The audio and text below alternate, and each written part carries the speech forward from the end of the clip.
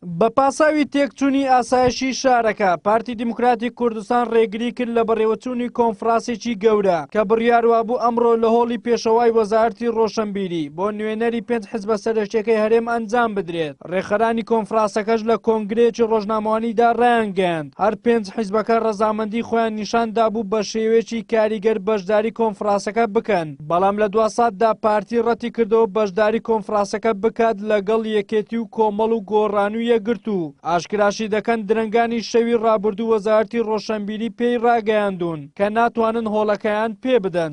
ئەم دیبەیتە لە کات و شوێنی دیاریکرا و بەڕێوە ناچێت لەبەر ئەم هۆکارانەی خوارەوە. یەک، داخستنی هۆڵی پێشەوا بە ڕووماندا هەرچەندە لە سەرەتادا ڕەزامەندی وەرگیرا بوو، بەڵام لە دوا ساتەکاندا پێمان ڕاگەیەندرا کە ناتوانرێت لەم هۆڵەدا دیبەیتەکە بەڕێوە بچێت.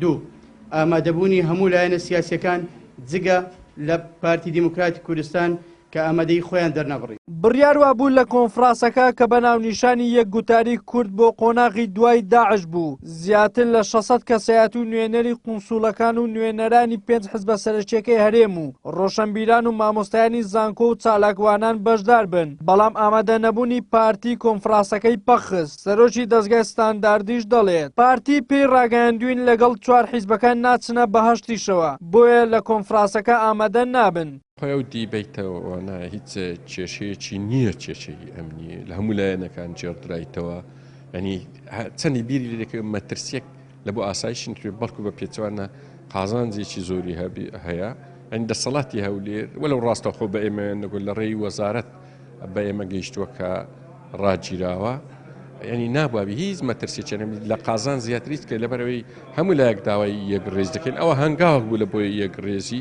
جاروەیە سەرکردەکانی ئێمە داوای یەکڕێزی لە کوردستانی سووریا و تورکیا و ئێران دەکەن، ئێ باش ئەگەر لە ناوەخۆ یەکڕێزی نەکەیان ئەو هەنگاوانە بەرەو یەکڕێزی ڕێجی لێ بکرێت، بەمەعنا ئێمە نیەتەکان وە ناخوێنەوە، بەمەعنا دیارە پەرتەوازایی لە قازانجی سەرکردایەتی کوردیە کە ئەوەش ینی جێی پرسیاری زۆر گەورەیە لەگەڵ 4 حیزبەی ناچینە بەهەشتش. ئەزۆگوتم دەبی لێرەوە هەوا بە شێخ و مەلا و قەشەی هەموو دنیای مشکلەکەی دنیای وا دەبنە قیامەتیش لەوێتیان لێ بکەین. هاوشێوێ ئەم کۆنفرانسە بڕیاروا بۆ ڕۆژی یەکی ئەو مانگە لە شاری هەڵەبجەش دیبەیتێک بۆ 5 حیزبە سەرچێکەی هەرێم ئەنجام بدرێت، بەڵام بەهۆی دابەزینی ئاستی بەشداریکردنی پارتیەوە لە ئەندامی مەکتەبی سیاسیەوە بۆ ئاستێکی نزمتر، لایەنەکان ئامادە نەبوون دیبەیتەکە ساز بکەن.